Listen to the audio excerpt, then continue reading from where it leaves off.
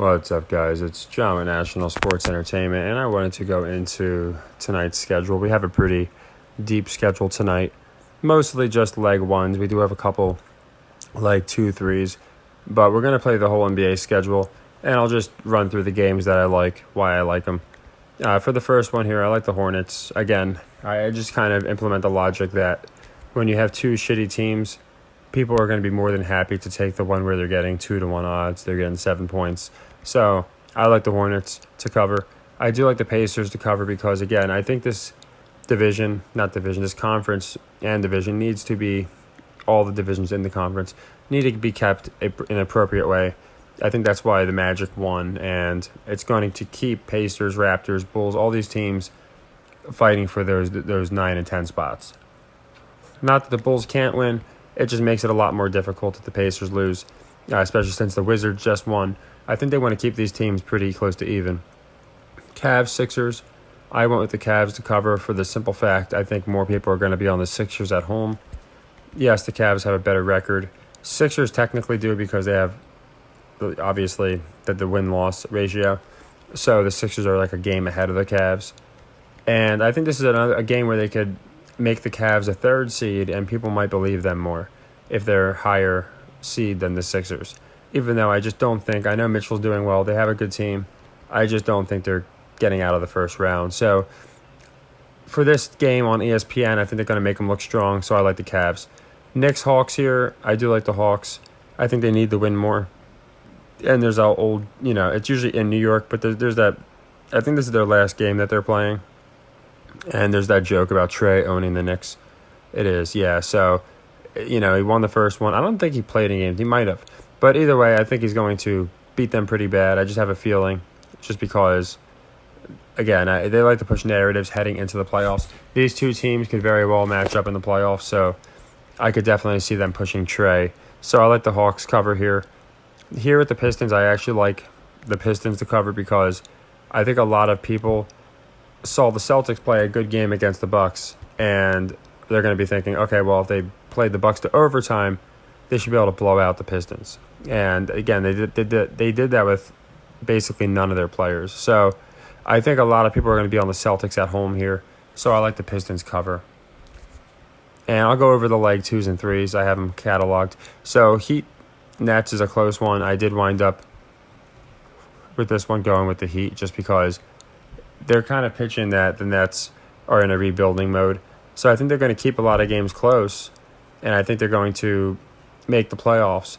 I just don't think that they're going to surprise anybody. They're kind of giving that narrative away. And yeah, they might have their role players come together and go off a couple games. But at the end of the day, it's going to be that argument. You need a Jimmy Butler. You need a Ja Morant. You need a SGA. They don't have that. Bridges is the closest thing they got, and they're obviously not rolling with him unless they give him the Kyrie Leonard kind of treatment where a year or two into the system and he becomes a two-way player. So we'll have to see what happens. He already kind of is a two-way player, but he's just not a superstar yet. But they're going to push him there. So, but long story short, I like the Heat cover for that reason. Grizzlies, I like their cover because they keep moving the line. I got it in at 9, so I'd recommend this one getting in earlier because it might keep moving. And I just think they need to make the Grizzlies look really good, and this is a way to do it. A playoff competitor in the Jazz, and by having the Jazz lose, you keep the Lakers in it, you keep the Blazers in it, you keep all these teams that need to get in. Now, obviously, at the end of the year, they're going to make runs. You keep them in it, so I think it makes sense here to have the Grizzlies win, and I like the Thunder a lot as well. Thunder's probably one of my favorite plays tonight. I think they got to make them look really good. I think they're definitely probably going to. The last game of the season is going to be to get in the play-in. I'm still unsure if they get in the play-in. It's going to be close, though. So I have them ahead of the Lakers, I can say that. So I think Thunder need this win. They need to look strong. Rockets are a casualty team, so I like the Thunder cover. On this game now, they moved the line a little bit, which is kind of interesting. It was 7. It moved to 4, maybe because of an injury. And I was really liking the Nuggets because I think they're going to, and I still am, to be honest. I like the Nuggets because I think they're going to keep pushing this narrative that Luka and Kyrie can't get it done together. And the last game, Kyrie messed up apparently and was apologizing, and they're saying Oh, it's just growing pains. So I expect to see the Mavericks, especially if they're playing the Nuggets, even without Joker, to be honest. The Nuggets are always a good team. And I do expect that it might be another game or two before we really see the Mavericks look pretty good. So I'm going to give this one and say the Nuggets cover. And finally, I like the Lakers to cover because they always cover when they shouldn't. And I think more people are going to have the Pelicans covering them with the 5 points. And then they don't cover when they should, as we saw last night with the Lakers or 2 nights ago. So we have that. And most importantly, we have a college game that's going to be our biggest game of the night. It's the Tulsa game. And as you can see, we're not only playing it as a leg 3 to cover. I have them covering USF. But I also have the leg 3 of the under on that game. Normally, I wouldn't do that, but USF is pretty high on the over. And to boot, if Tulsa wins, it's usually because they're playing better defense. They're just a trash team. They're not a good team. I've watched, again, they're like the one team that I can name some players on, them in Louisville, because they're so bad. I've watched a lot of them, and really, if they're going to win, I'd imagine it would have to be a lower scoring game. I could be wrong, but just based off of the pace USF plays with, if Tulsa's going to cover even, let alone win, I think they definitely the under hits. So we're playing both. It could be a bloodbath, but I just stick to the metrics I like, so that's what we're doing. Now you can see I'm also playing the Lakers, Pels, and the Thunder to cover. So Lakers cover and Thunder cover I like as leg 3s. Again, they are later games, so you see we have a lot of leg 1s, the ones I went over, Pistons, Cavs, Pacers, Grizzlies, Hornets, all of these ones. They're all leg 1s, as you can see. And I got Navy, Lehigh under, and I got the Stetson under as well as a leg 1. So if any of these, obviously we have so many, it's by nature, we're going to have a few not hit.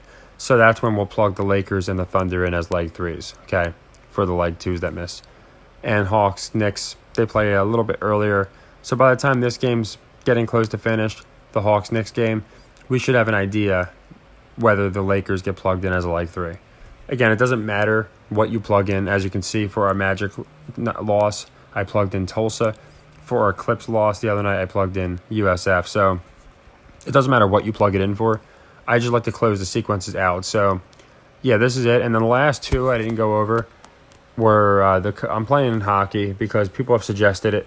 And the reason I like this one, just because Avalanche they're terrible on the over. They've gone over like 29% or something this year, maybe even lower. And at the same time, this was the last I checked. It was minus 135 for the Wild. I'm not sure exactly what it's at now, but you'll probably be getting somewhere around plus 115. We can check the exact line. And then I like the over. Now, I am playing the over as a leg 2, simply because, so that's going to be our last leg 2, because they're really bad on the over, the Avalanche. So I like the over here. So we'll be doing hockey tonight. So the over on the Avalanche, and I do like the Avalanche to also win, just taking the money line. And we can look at where that's at now. You might have moved a little bit. Nope, I think it's still where it was. Yeah, minus 135. So you're going to get about plus 125. I like those odds, and just based off the metrics. We'll see how hockey goes. This is literally just betting metrics. I don't know hockey, but we'll see what happens. With the money line advantages, we might be able to do pretty well. Also, laying puck lines might help us as well. So we have a lot of plays tonight. Obviously, we have more than 2 handfuls, which is good. I think we're going to close a lot of them. And while I don't over-fixate on them, it's important we close our leg 3s. And I'm going to go into my next video. I'm going to do another recap on the playoffs because I think they're giving away who's going to at least represent the West. I'm liking my Western pick more and more every day just because of the narratives being set up around the team. The East, I can't say the same. I still like them to go. But as you know, I have the Sixers winning the whole thing. But for the West, they're really pushing certain teams in certain ways. And I think with the types of players that were traded, they're kind of giving away who's going to be the ones to represent the West. So I'll go into that in my next video. And I'll be going into a lot more, going deeper into it as well.